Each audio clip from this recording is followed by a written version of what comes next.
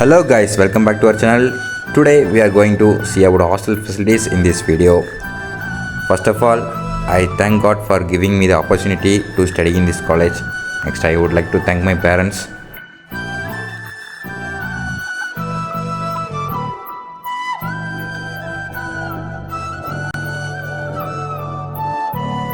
இப்போ நீங்கள் பார்த்துட்டு இருக்கிறதா வந்து காமர்ஸ் பிளாக்கு.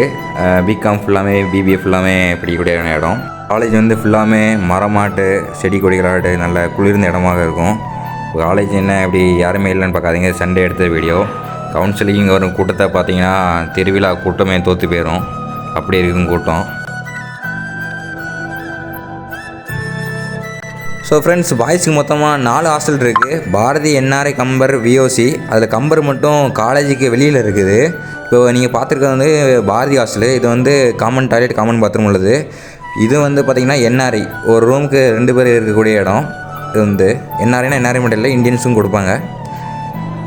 அப்புறம் நீங்கள் பார்த்துருக்கிறது வந்து விஓசி ஹாஸ்டலு.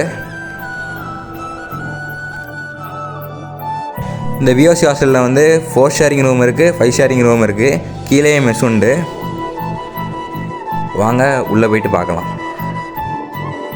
இப்போ பார்த்துட்டிங்கன்னா கீழே இருக்கிறது தான் டைனிங் ஹாலு, மெஸ்ஸு. இங்கே வந்து சாப்பிடணும். நம்ம ஃபஸ்ட் ஃப்ளோரில் இருக்கோம், மேலே போகிறோம்.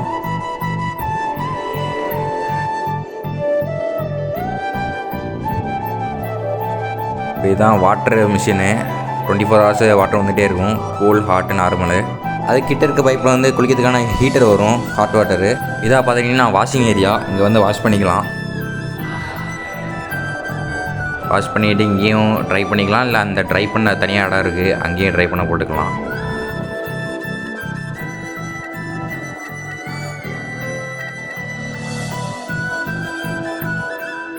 கைஸ், நீங்கள் பார்த்துட்ருக்கிறது வந்து 5 ஸ்டார் ரூமு. 5 பேர் இருக்கக்கூடிய இடம். ஆளுக்கு தனித்தனியாக காட்டு கொடுத்துருவாங்க. நம்ம பெட்டு கொண்டு போய் போட்டுக்கணும். தனித்தனியாக கபோர்டு கொடுத்துருவாங்க.